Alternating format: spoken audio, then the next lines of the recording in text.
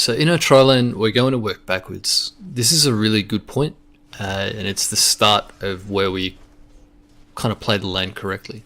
So we've hit our timing here, and we just destroy whenever the TB whenever he walks up. He's not allowed to contest lane anymore.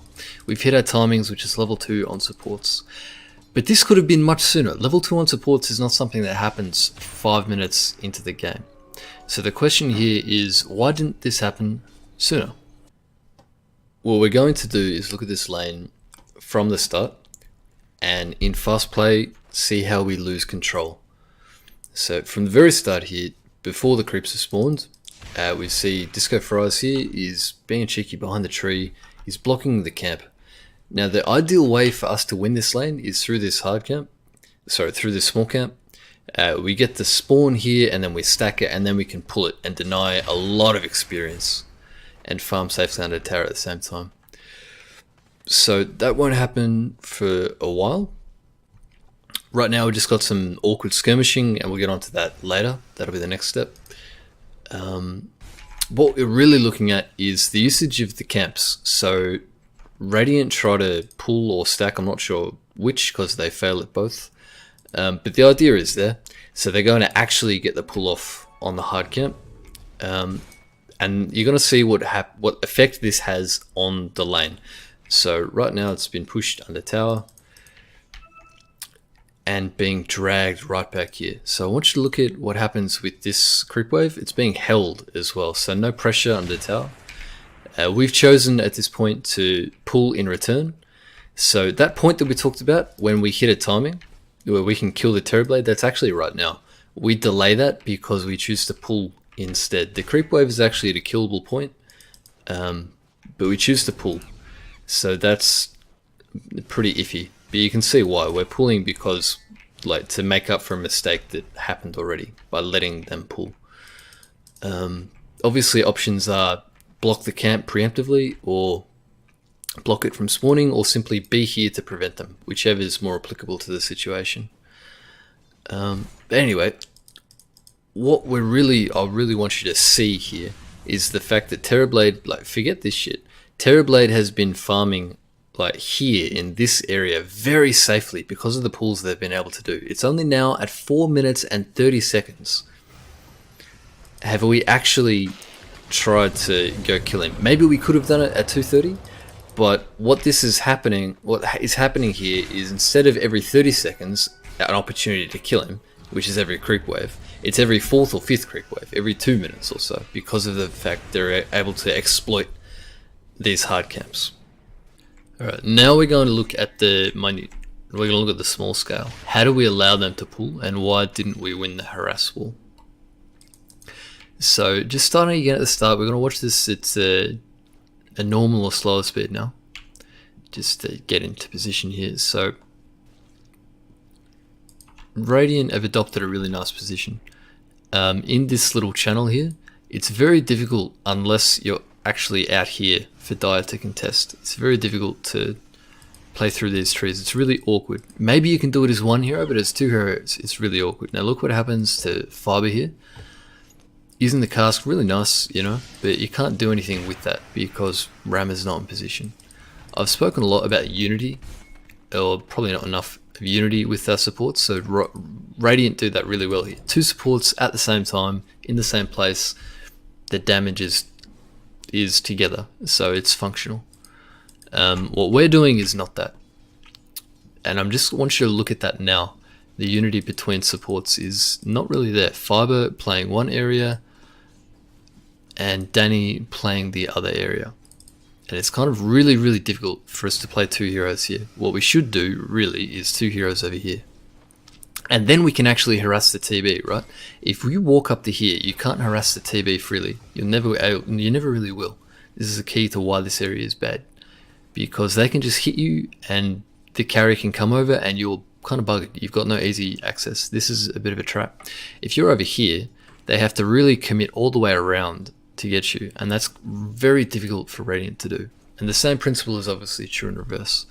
So with this, like, being pinned here, not being effective, we're not even really using our spells, the disunity is that bad, and now they're pull. that series of non-pressure allows them to do what they want. So first they're able to block pull, and then they're able to attempt stack pull. Alright, now the Terrorblade has just pulled it up here again for the third time, or second, whatever, but he's died twice, and he's about to, or should die for the third time. We've got our combo, as we saw at the start. It's lethal. TB can't really survive this. However, he does this time. Spoiler, he does. And I want you to look at it first, and then I'll answer why. So the first and most obvious answer is, hey, there's Sven there, he gets a stun off, and it interrupts us. Yes, that interrupts a lot of our damage. We don't get the Maledict this time, which is quite key. The second answer, and honestly the more important answer, is not that we don't get Maledict, but it's the lifestealers items. We're actually wasting like 2,000 gold more than. We got 400 and 2k just dead, which in net worth is like 2/3 of Cam's like effectiveness. He's got a mango in there, so it's like most of his net worth is dead. He's literally rocking like minute 1 items, 7 minutes. So I want you to think of that. I'm going to replay it again. I want you to think of that if he has boots for 1, and if they're upgraded boots, maybe it's a full wand instead of a stick as well, you know? That's like almost certainly a kill, and if it's not, he's like actually kicked out of lane because he can't lane anymore because he's like 1 HP. Yeah, this greedy thing, it's this Midas rush, not good. Maybe Midas becomes an item, but not this early. This early you still need to fight. No, we do something really good in the trial lane from our supports, and I just thought that was worth including too. So 5 minutes, what happens is we got the runes on them, they died for them, whatever. Creates an opportunity, and that is to respawn, smoke, and go mid at this crucial timing. So we got the nice ward down, 2 in fact, and gank mid with this timing. He just used Astral, so he's fucked. So that's something that we specifically set out to work on, and we did that, and that's really nice to see. So congrats, well done on that, boys. Good stuff. So for this part, we're gonna do a focus on fiber. It's the post lanes stage of the game, about 8 to 16 or 17 minutes in, and we'll do it at a bit of a pace. So see there, TB has left the jungle. That's a signal for the end of the lanes basically, and we're looking at what we do with that, and especially from our supports, so our 5 in this case. First thing is we follow him into jungle. We already had the ward there, so fucking brilliant. That's really good. Now we're getting level 6 and we're trying to push tower. Now this is broadly fine, this is broadly good. We are pushing tower. We took advantage of the space that was mid, and we counter ganked mid with our other support. So this is brilliant. This is really good. Still pushing top, we got the tower, and now we're like counter ganking bottom as well. So really good. Brilliant at this stage. Really good. We just got 6 on Witch Doctor. It's about to get better. Smoke up immediately with it. Go mid, place a ward, gank the enemy mid. Beautiful. I'm creaming myself. This is amazing. Really great stuff. And then it's not so good.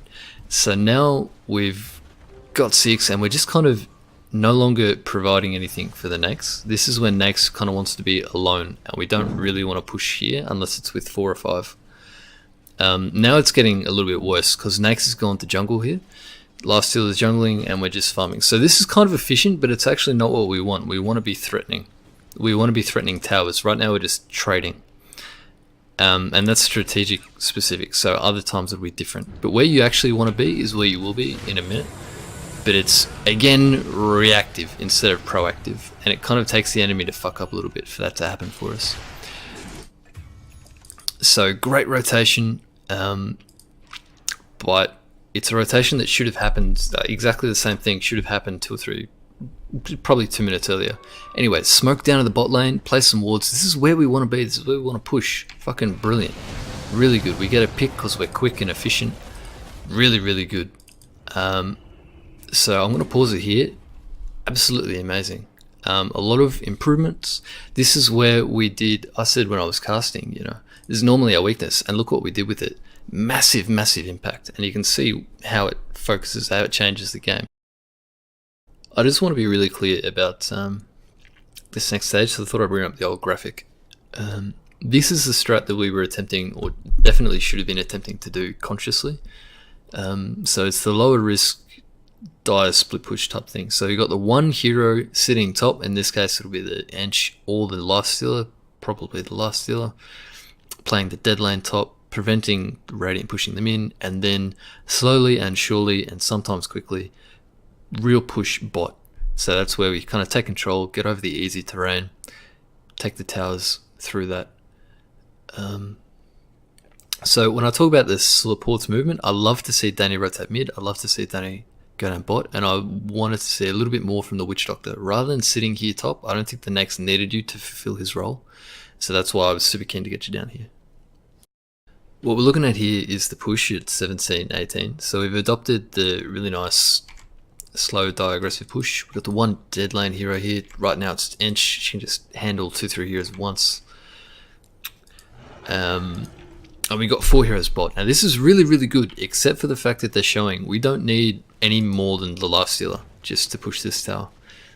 And it results in them being able to TP safely first. Now we go on them the moment we see them, and that's really, really good. That's decisive, and that's why this works out just okay for us. If we didn't do that, they just wrap behinds and kill all of us. But because we're decisive, we can make a good trade.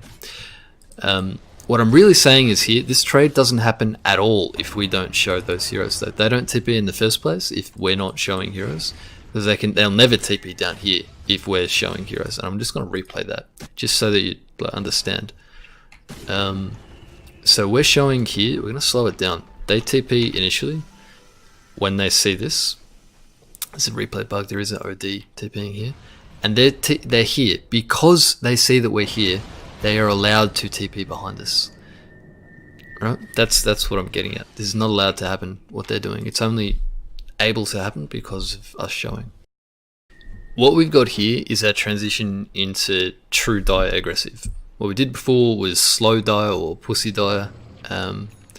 This is true dire.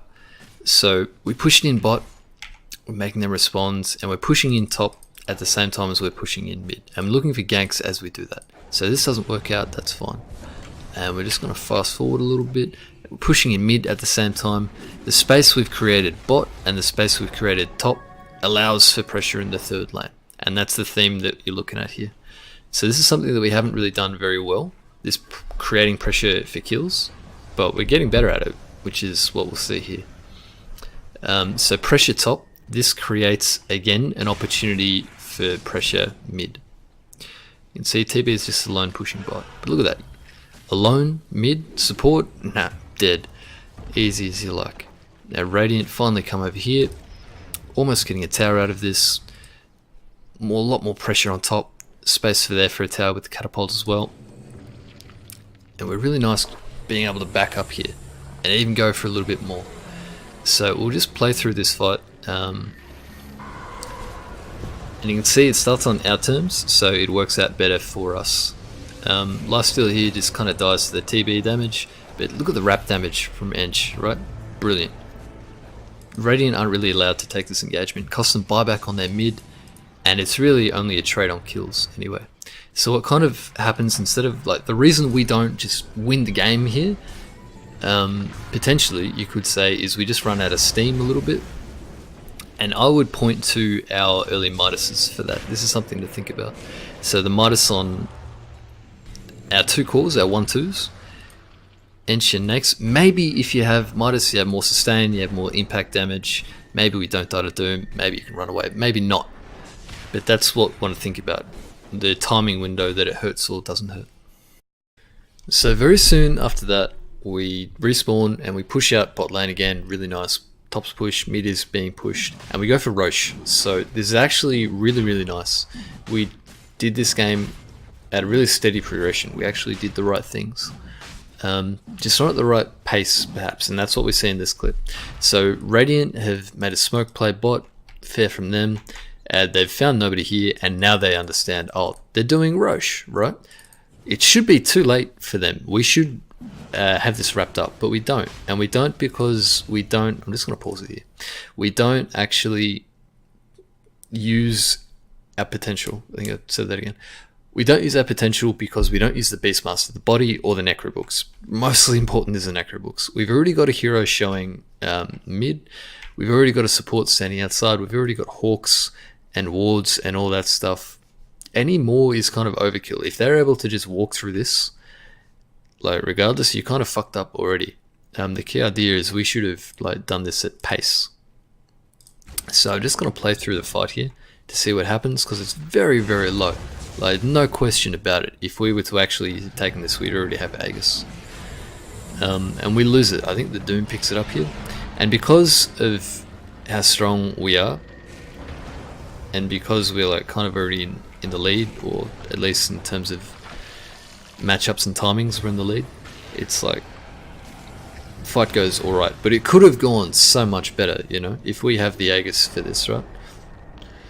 That's what we're looking at. Why didn't it go better? That's the relevant question. So I'm just going to let this play out as well, just because this is an important time for... Like, we still could have won this if we fought better, right? And that critical point is here. So I think there's a force, and we get isolated a bit, and we don't use our rage, and we just... It goes from really good to just kind of shitty. So the best thing all through this game is we could have been really, really good. We just could have won this game at various points. And we were close. And we'll get there. But as of yet, we've got a bit of work to do.